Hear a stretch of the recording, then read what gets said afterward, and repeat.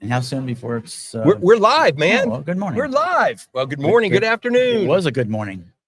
Hey, everybody. I'm Mike Sokol from RVelectricity and... Steve Raye, Phoenix Fire and RV Training. So how are you all today? We may or may not see some of your comments coming back in. This is an experiment. We are actually live from the Hershey RV show. What is today? It must be Wednesday. It's Wednesday. Wednesday. First public day. First public day. I've been here for a couple of days already teaching technicians. Let me just make sure everything's doing its thing.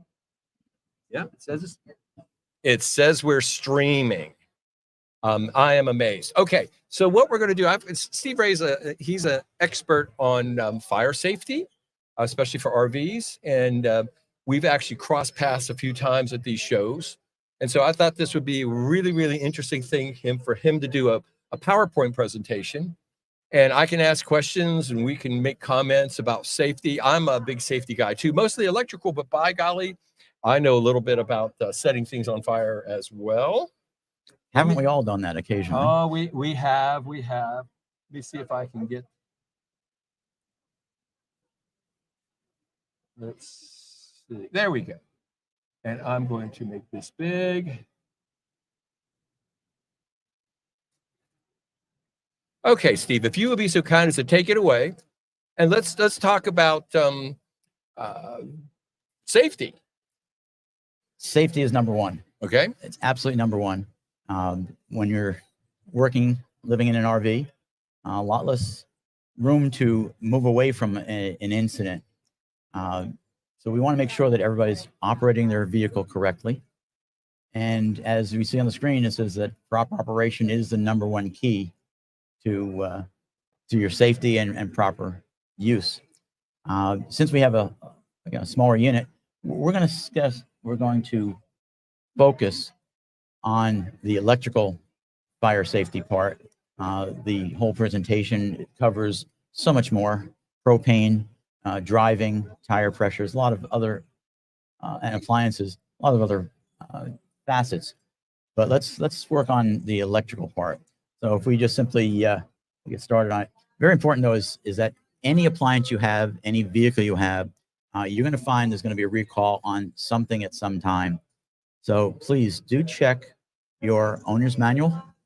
Very important. Check your the tag on each appliance to find out if there's ever been a recall that has not been taken care of, or if there's a current recall that needs to be taken care of. Let me inject something. Please do. Okay.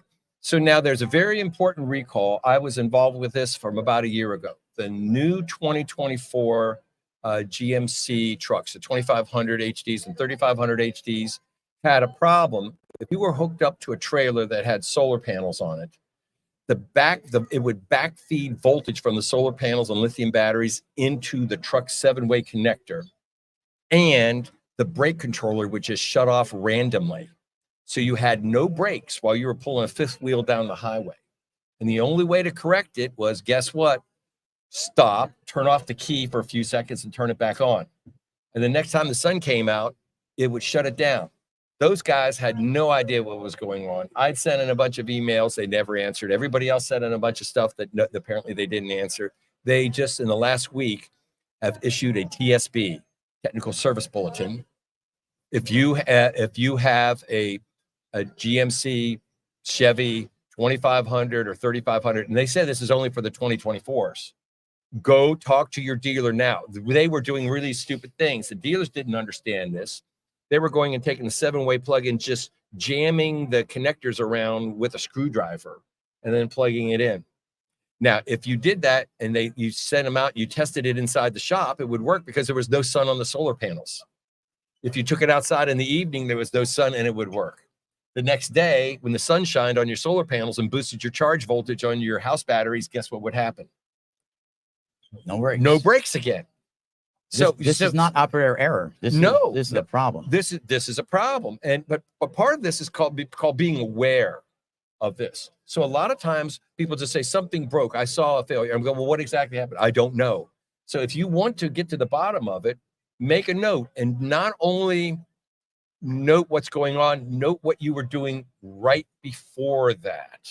kind of a thing. I've done repairs and fixing and diagnostics for, I almost said 5 centuries, but so it's only been 5 decades. Feels like 5 centuries. Don't push it. Yes. Don't push it. But yeah, there will be recall alerts, but they said that it had not gotten to the point where they were going to automatically alert all owners. I think it's kind of silly, but what do you do? That's a hazard. That is a hazard. Safety hazard. That is a safety hazard. Taken care of. Okay, proceed. Go ahead. So let's go on to the next slide. Electricity, we've got 2 types of power in our coaches, whether you tow it or you drive it. They're all RVs. We're going to plug into 120 volts.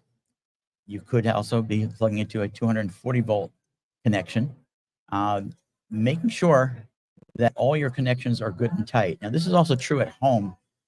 You should have an electrician come in and check to make sure that all your contacts on your circuit breakers, any place that there is a possibility of a joint connection, that they're tight. As soon as you start getting a little loose, it starts to arc. Once it starts to arc, it creates more heat, which makes it looser. And the next thing you know, you've got a source of a fire. Please make sure that everything is well secured. Let me inject something Please here. go. Okay, because he's got a finger on the trigger. What I've found is those 30 amp out plugs want to fall out of the pedestals. What I've started doing is I take a couple bungee cords with me, and when I plug in, I wrap a bungee cord around to hold that 30 amp plug into the pedestal, and it really works great. Very good. Very good. It's what you come up with that works. It's what comes up with works, right? Yeah. Okay. Now Mike was talking about a 30 amp. If you deal with a 50 amp service, you've got 120 volts on each side. And it's very important to make sure that the circuit breaker, the double 50 breaker, is turned off before you plug in and before you unplug your 50 amp service. Because if you do not plug in straight as it should be, and there's no place for the neutral, for the power to go back to, you're actually putting 240 volts through a system that's designed for 120 volts. So what happens is anything that's turned on, not designed to run on 240, you've just burnt it up. And that's not good health-wise, monetarily, yeah, and fire safety-wise. Exactly. So please make sure you turn the circuit breaker off, then you plug it in. One more step that I highly recommend, and I'm not trying to sell any product here. I'm trying to sell you the best way of using it. A surge protector that has monitoring in it. Plug that in first. After you've turned the circuit breaker off, plug it in, turn that on. On this particular model, there's a face, dog's face, turns white, it's happy, everything is good. You've got proper power in, ready to go. You then turn the circuit breaker back off, plug the coach into the surge protector, and then when you turn your 50 amp breaker back on, you're now properly powering your unit. So right. And I think a really good way to do this is why I like portable ones, because you could take it out and you can confirm that you like that pedestal, you like that camping site before you accept it.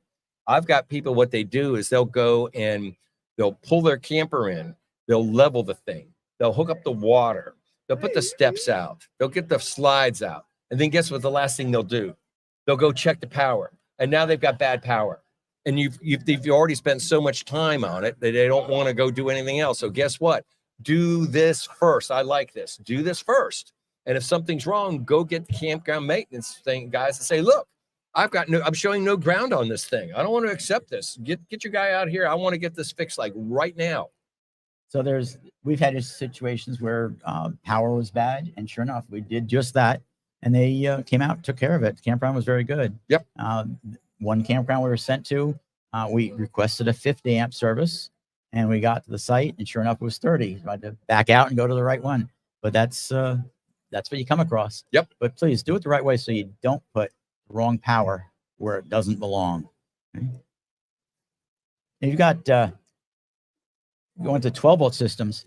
12 volt would be your automotive power. It's DC, direct current, versus what we were just talking about, which is alternating current, house power. So you've got converters and inverters on board of your coach. You should know what you have. A lot of units have both inverter and converter. It's all according to what equipment you have on board. You'll see that there's a red light, or the green arrow here, showing that it's illuminated. Basically, what it's telling you is that you're asking for power from that circuit. However, the fuse is blown. Therefore, that needs to be replaced. Not all units have that. The older units don't have that. But you can buy fuses that you can replace with the LED built in. So if you do blow a line, a fuse, you can replace it. You can see it. Very easy way of checking to see if a fuse is good or bad without needing any testers is simply finding one circuit that you know is working. That becomes your tester. Then take each fuse one at a time, put it back in, take it back out, and then you can find out if the fuse is good or bad. Looking at the fuse does not mean it's good. You have to test it. Not everybody has an ohm meter in their back pocket to pull it out. But they should. So, they should. Okay. They should. I teach classes on it, and it really will help you get rid of that feeling of helplessness. But you know, you need to know how to use them. I teach all kinds of free classes on this, but I've got to ask, because I'm looking at this. What do lobsters and converters have in common? Did you mean to leave that up there? I did not mean to, but I will tell you the quick story. I've been a mobile service tech for the last 20 years on my own, and 30 years before that, I was in shop in our own dealership. I had a call from a lady. She was very panicky, very upset, almost crying on the phone, saying, "It's my only vacation in the year, and nothing's working in my motorhome. What can you do?" It's, well, we're not close to each other, but it's a phone call. Right. So I said, I'd like to talk to the person that's actually going to be doing the work on it. It ended up being her husband. And I said, did anybody put a new battery in recently? And they said, yeah, we put a battery in every year. What color wire is connected to the positive? Well, the black, of course. Well, unfortunately, he has black and red. It was hooked up backwards. What the yellow arrow is showing is that there's fuses to protect the converter from getting damaged. They're supposed to blow. Right. And I said, I bet you if you go to find your converter, he found it, you're going to see blown fuses. And he says, yeah, they're blown. Yeah, I know. That's why I wanted to take a look at that. Okay. So he got the battery corrected. He changed the fuses. Everything's working fine. She gets back on the phone, says, what do I owe you? I said, ma'am, it's a phone call. You're enjoying your vacation. Don't worry about it. No, what do I owe you? So I'm thinking of the most expensive thing that I could think of, lobsters. So I said, next time I see you, have some lobsters waiting for me. Well, sure enough, about a month later, she called me back to her house to do work. Right. And before I even got out of the truck, she had a bag of lobsters waiting for me. So that's what lobsters and converters have in common. I have 10-second lobster connection here. So I've done sound for B-52s. Guess what their one big song was? Rock Lobster. Rock Lobster. Yes, I am a pro sound engineer in addition to doing all this other stuff. But I digress. Let's continue. Complete breakdown. Okay. On your DC sides, notice that the lower left corner, that is a very, very bad connection there. You want to make it look like the lower right-hand corner, nice and clean. Put some dielectric grease on it to keep it clean. Very important. You'll notice the batteries on a travel trailer will be outside, motorhome on the right-hand side. Know where your batteries are.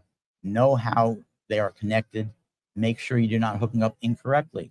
Just like the 240 volt issue, if you hook up your batteries incorrectly, you're going to get more than 12 volts out of it. And now you've got equipment that's going to be burning up because it's not designed to handle that.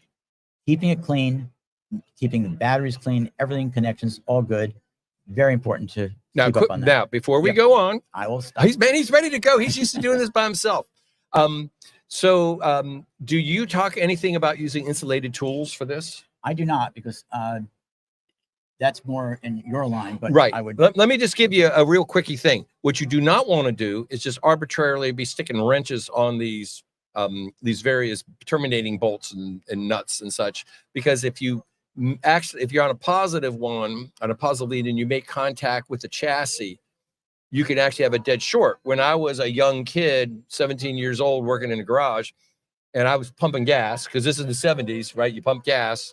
So I heard some screaming coming from one of the bays where one of the guys was working on a car, and he had put his hand in there and got his wedding ring trapped between the wrench and the chassis, and it welded it in there and it turned red hot in a couple of seconds.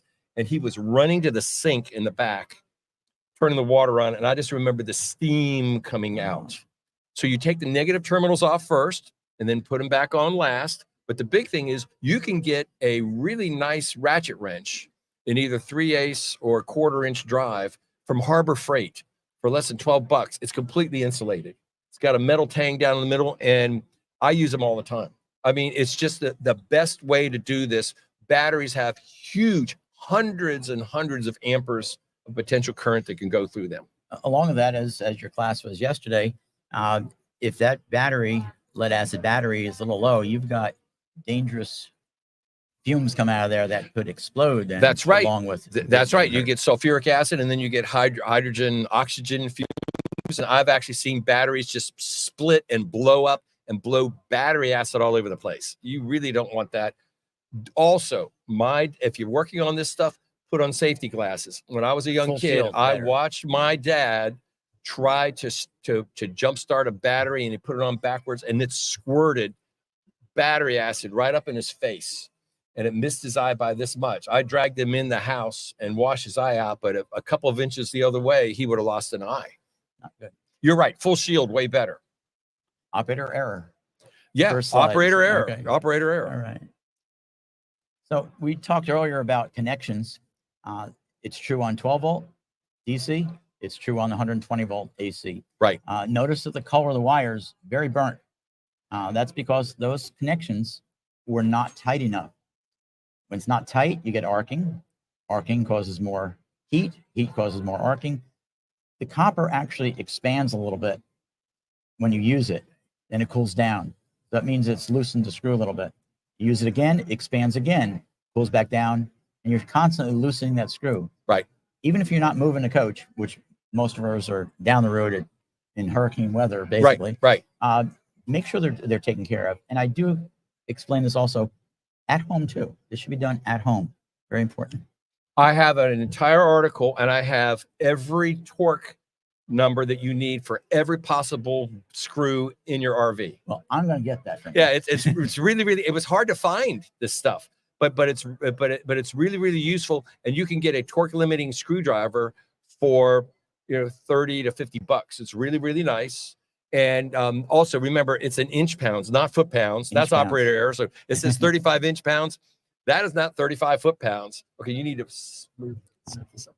Sorry. There we go. Yeah. There we go. Okay. Okay. So yeah. No, you're exactly right. And you are exactly right. That's what happens when those things, as they heat and cool, they will do something that I call thermal ratcheting.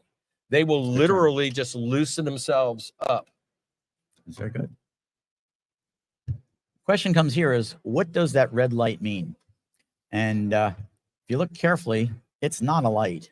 It's a nut. Yeah. And it's DC connection, but it's got such a bad connection that it's gotten so hot. That nut is red hot. Yeah. Red hot, baby. Red hot. It's the wrong question. What does that red light really mean? Yeah. Let's make sure it's secured before you go in. And actually, I'd rather see this all protected also, but this came off the internet. Yeah. So I thank you for the stuff that I see. It's terrifying sometimes. Let's see what we got next. Typical fire safety at home also. Don't run extension cords under a carpet. It will get worn, and then you have arcing, and then you have a fire. Make sure that you're using the right amount of power. If you notice this piece of spaghetti right here, if you look at it, we've got 12 plugs plugged into it. But if you look at the blue arrow, there's only one going in. Yeah. One going in and 12 going out. That's not good. And I should tell you, one of the things that I've noted, those basic inexpensive surge strips or outlet strips are evil. They are not rated for the continuous power of even a single portable space heater. And what's going to happen, every winter, I get people calling me. I get fire departments to call me, and I've got lawyers that call me, and I got police to call me because I'm the guy on this stuff. And they will say, well, we've had a house fire because it was really cold out, and they took a surge strip and used it to plug a space heater into it. And one of them the adult son, the son was like 40 some years old, the mom was 60 some years old. They died a couple of years ago just in Hagerstown. They had that on the ground, and then they just dropped newspapers on top of it. This is like kindling on top. And then, everybody's feeling sad for him, but it's operator error. I mean, this is completely avoidable. So what can I say? I mean, I feel sad because they just don't know. You guys know, never do something like this. Don't use a surge strip if you're going to have to extend a space heater, your electric heater. What you want to do is get a nice heavy duty extension cord. One is rated for like an air conditioner. The amount of power that you need the wire should match the amount of power you need. Yes. Don't undersize it. Don't use your Christmas lights no as an extension cord. No. Right. So we're looking here. We've got on the left-hand side a 15 amp plug outlet, and the red adapter will bring that 15 up to a 30 amp. And then you have the black one, which goes from 30 up to 50. Right. Question is, how much power do you actually have? You only have 15 amps. That is it. Right. Okay. We can't create. It doesn't make it. It doesn't make it. Power. If you could make power like that, we'd all be in flying cars right now. There you go. But guess what? It doesn't work like that. So yeah, but I've had questions in classes all the time. Well, it says it's 30 amp. I said that it means it's capable of handling 30 amps. It doesn't mean it's providing 30 amps. And that's just, remember that 15 amp outlet could be doing 20 amps if it has a proper circuit breaker and 12 gauge cable behind it. Generally, though, we'll find, though, if it is 20, you're going to get the 20 has the sideways blade. But the thing that we've torn apart, because I've done this for my pro audio business, those receptacles have exactly the same contact area inside of them, whether they're a 15 or a 20. Got it. But the 20 is more robust. They generally build them a little bit better. We just put 20s in wherever we can. You'll probably see more 20s at a campground than you will 15s. But that 15 amp male plug really is rated for 20 amps. It's just your receptacle. It can be a 15 or a 20. And that will depend upon whether it's got a 15 or a 20 amp breaker on. There you go. But and the wiring between the wire, exactly. All the wire. Over in England and the UK Power, each of the plugs have a built-in fuse right inside of them. That's rated for the size of the wire. We don't have that in America. We can plug in any darn thing we want. And sometimes we do. And sometimes we do. We do. So I'm so hungry. If you're going to request a 50 amp milkshake, please don't use a 15 amp extension straw to drink that 50 amp milkshake. I like that. I like that picture a lot. But people complain about how heavy those wires are. But you want to drink a milkshake, then you got to have the straw. You're going to get a headache if you try to use the 15. Yeah. No, you're exactly right. We don't want headaches. No, we don't. So here's something that we've got different adapters. The upper left, you'll see is a 15 amp plug male. Next to it is a 30 amp plug male. And the part above that is a 50 amp receptacle. I don't really have a problem with this. You're only going to get 15 amps to one side. Can't work. You know why? Go for it. That 15 amp is plugged into a GFCI receptacle. And the currents in the neutral will be intermixed. It will instantly trip unless somebody defeats that 20 amp GFCI. Don't put it past some people to do that. I know that. It won't work. But it's not dangerous, except the fact that it won't work, because if the pedestal's properly wired, it won't work. If it's not properly wired, it will work. Okay. Right. It will work. Yeah, but it's not generally, they generally call them a 45 amp adapter because it's 15 plus 30, right? Right. Yeah. What else you got here? One on the right, 2 30s. Still only going to get 30 out of each side, though. Right. Okay. 30 amps each lane, but you're right. However, if you plug them into 2 separate pedestals and one of them has the hot neutral polarity reversed accidentally, there will be fireworks. Ask me how I know this. How did you know? How I know this? You see, I tell people, I break a lot of things. I get paid now to break things. When I was a youngster, nobody was paying me to break things. did it on your own. I just did it on my own, all on my own. But now I say, I know exactly what that's going to do because, well, I've seen it. Cool. So the one that concerns me the most is looking at the big yellow one. It's a 50 amp male, and they're splitting it into 230s. Now, the wire that you see here is protected by a 50 amp breaker. That short piece of wire that's from the female back to that Y section appears to be only rated for 30 amps. It is. It's 10 gauge. So why do I have a 50 amp breaker protecting a 30 amp wire? Not so good. I've gone through struggles with this.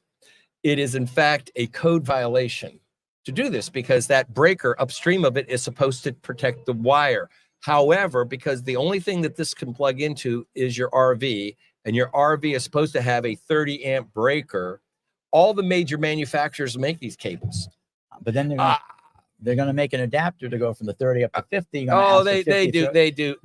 Please don't do that. I've seen them go from 50 down to a 15 and then run 100 feet of that and then step it from 15 back to 50 and wonder why their voltage has dropped down to like 80 or 90 volts. I am amazed. Or they have a fire running down the length of the wire, you can have, right? Yeah, I do testing all the time on overcurrent things. I actually get paid to do this. Isn't this crazy? I like your job. Yeah, I like it. It's a fun job. But yeah, no, anytime you do an adapter like this, you really need to understand exactly what you're doing. And, you know, you have to take all the proper safety precautions. Right. Here's what happens when you don't do it correctly. We've got a 50 amp male adapted down to a 30. You can see the two on the right are quite corroded. They've gotten hot. They've arced. This is not good. Don't overload it. Use the proper wiring for the purpose you're using. It's very, very important there. Right. We were talking about inch pounds earlier. This is a transfer switch from generator or shore power to the coach. Notice that I've separated the wires out. On the black wire, it's melted through the insulation already. In fact, it matches right next to it, the green wire. And if it had stayed around a little bit longer, we would have had fireworks in this one. Oh, yeah. Yeah. But it's not the wire that was the issue. It was that they were not properly torqued in the transfer switch. You can see by the picture on the right that it's just that they're corroded. They've gotten hot. They've burnt. Right. And fortunately, the customer smelled something. Yeah. Said something not right. I said, I'm glad you called me. Let's change this. Yeah. So and you know that the thing that also happens is a lot of times, you know, I still am recommending that people go through all of their connections every year or two and just double check things. Most people don't even know that they have an automatic transfer switch or where it is. Right. And they live a sad life. All the power, whether it's generator or house power or whatever, goes through those darn things. And, you know, there's vibration, there's heat. You know, I can tell you every RV that I've been in that's over 5 years old, I can take any of those connections in there and turn them at least a quarter of a turn to tighten them down. And it should have been done. And it should have been done. Time ago. It should have been done 3 or 4 years before. Exactly right. This is what they should look like, the ones on the right. Nice and clean. Yep. Not what it looks like on the left. Notice the one on the ground.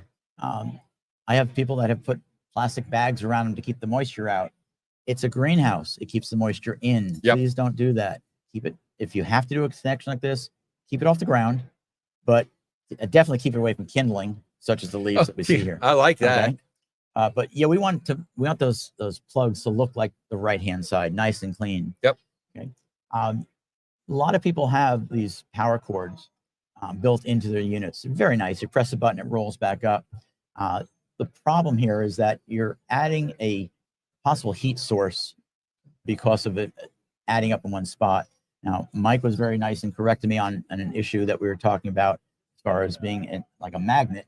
Right. That is not true with your AC because you've got one canceling the other. Right. But do extend your power cord out completely.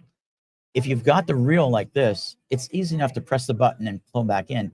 You've paid for it. Let's play with that switch. Right. Let's use it. Now, I will also and go ahead. If you don't have the coil, and you have your cord that is removable, please extend it out all the way and bring it back the same way. Don't leave them coiled up like I have here. Now, my buddies at Southwire that make a lot of this stuff said that you want to make sure that when you're coiling that in and out, you are not using excessive current while you're doing that, because that'll burn up the brushes inside. Right. They had one guy that he would run this out, turn on his air conditioners, and then be motoring this thing in while the air conditioners were running. And they said he was burning these things up every couple of months. And what happens is those contacts in there also need to be moved occasionally. So if you've got one of these reels, you know, that's got the motor on it or whatever to crank it, you don't want, and you're full timing and you're sitting someplace, you need to every month or so just move the reel so it's on a different contact thing. Because they said if it sits on the same spot for a year or more, it'll basically weld itself right back together. Now, I didn't find that one. I didn't do that one, but this is my guys from Southwire who make Would you these. like to?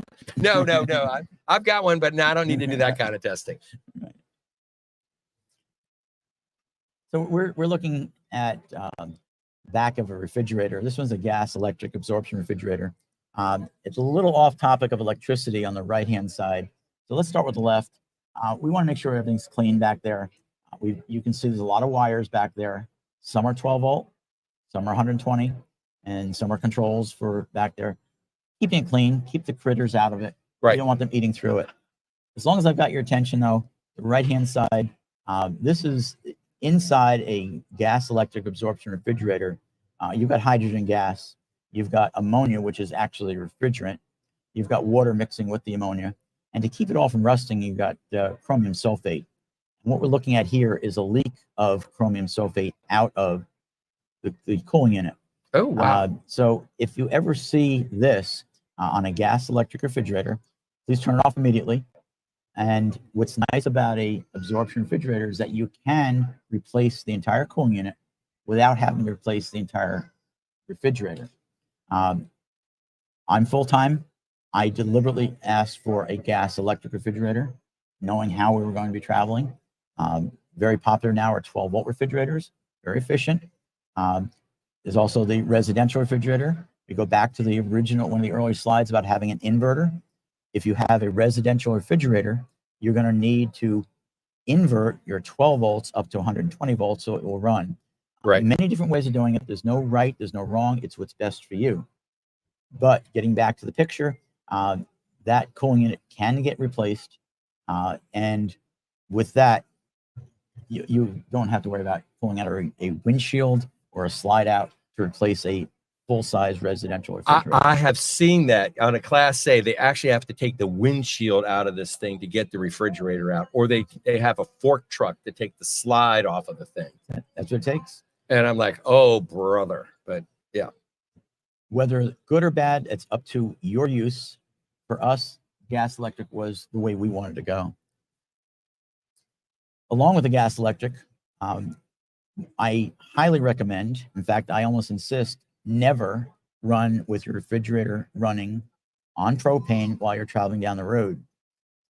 You should have your propane turned off. A little off electricity here, but the device we're looking at here, again, I'm not selling a product, but this is the only company that makes this. This device goes into the controls of the refrigerator. It is testing the temperature of the boiler area, which is just above that flame. Right. If it gets too hot, what could happen is that the chromium sulfate could start to crystallize inside, and then it will block the refrigerator and it won't work. So you could either have a leak, which we saw a moment ago, or here blocking it. Either way, the cooling unit would have to get changed. To avoid that getting too hot, the ARP Fridge Defend test the temperature of that boiler. Gets too hot, it shuts off the controls, shuts off the 12 volts, which is controlling everything. Right. Once that's turned off, it allows it to cool down for 9 minutes. It then turns back on. If it's still not level, if it's still out for some reason getting too hot, it will shut back off and will continue to do that. This is not to be confused with the safety devices that the manufacturers install on their codes, on the refrigerators. So this works well.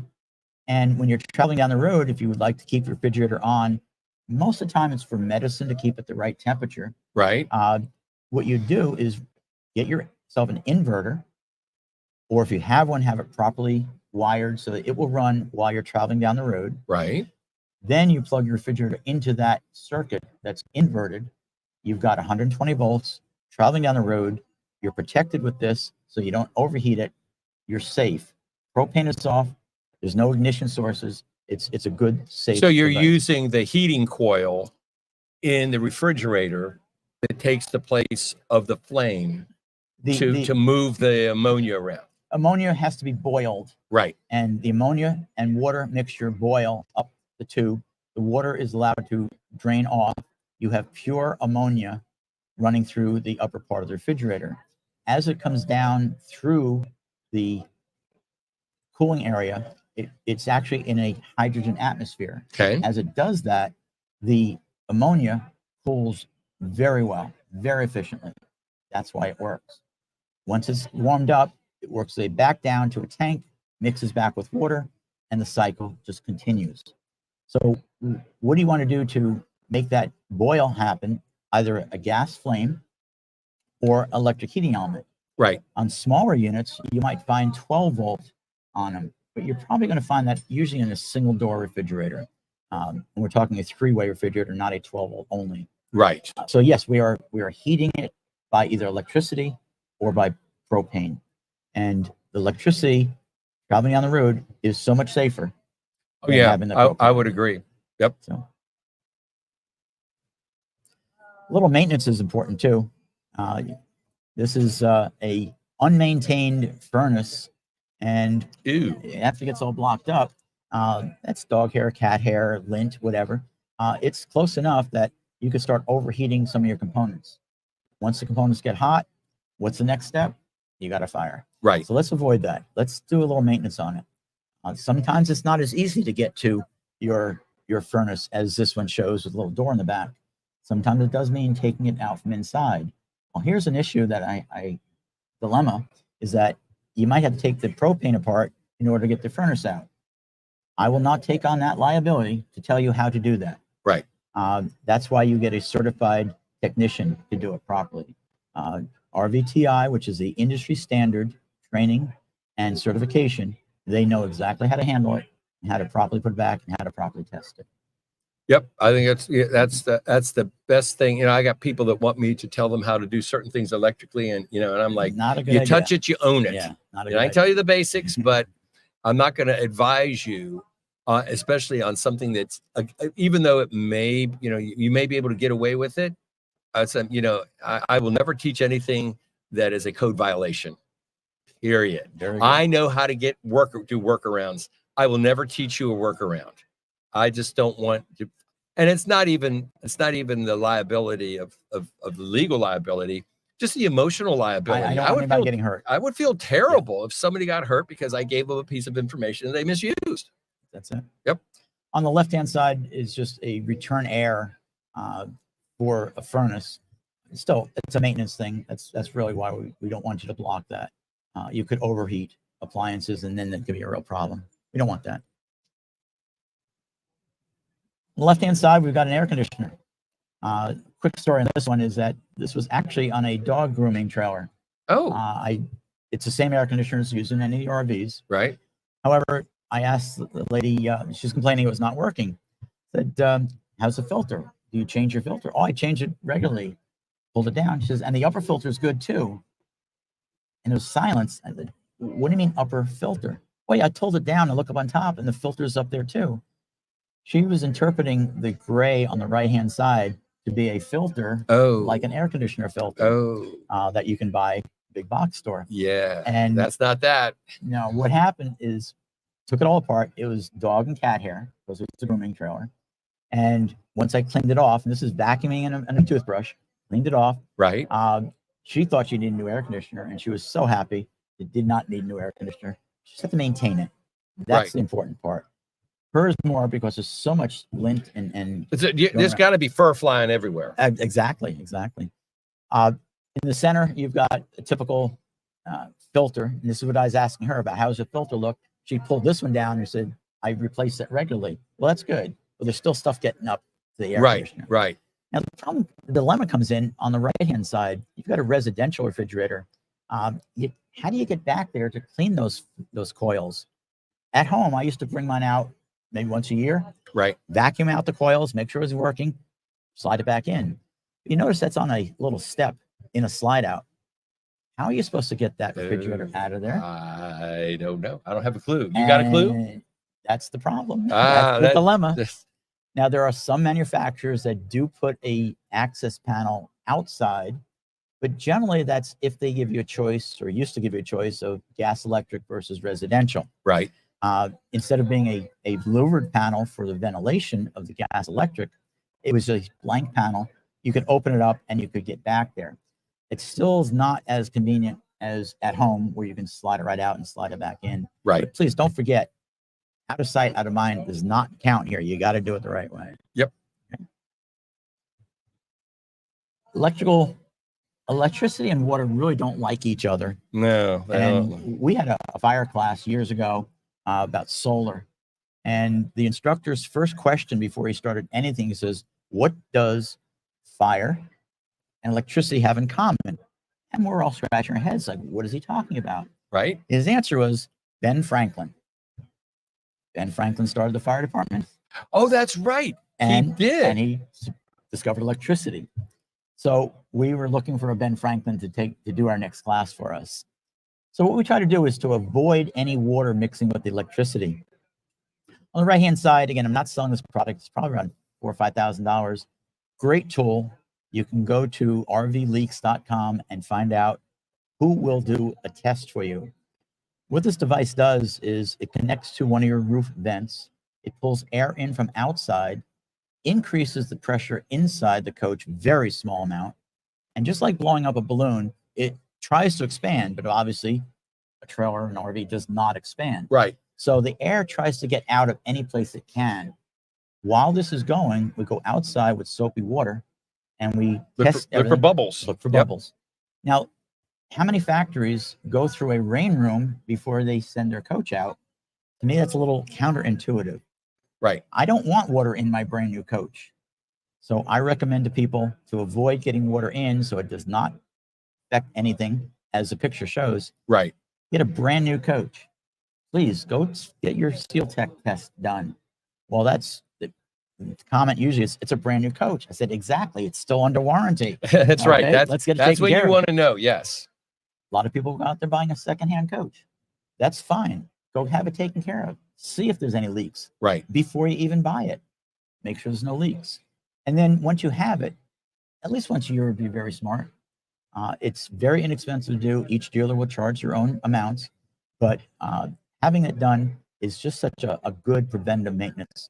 And as we're talking about electricity here, we don't want those wires and water getting together. Right. Okay. So this is oh, no, couldn't get that. Probably not even going to run on Okay. here. We're showing, you can see the soapy water. He's got the machine going. And as we walk through what looks like a very good seal, there's actually leaks in this roof. And it's without this, you would never have found it. Cool. So that's just me. That's me. If you want to. Okay, excellent. Now let me see if I know what I'm doing here. I have too many darn buttons. Okay, let's just go back to you and me.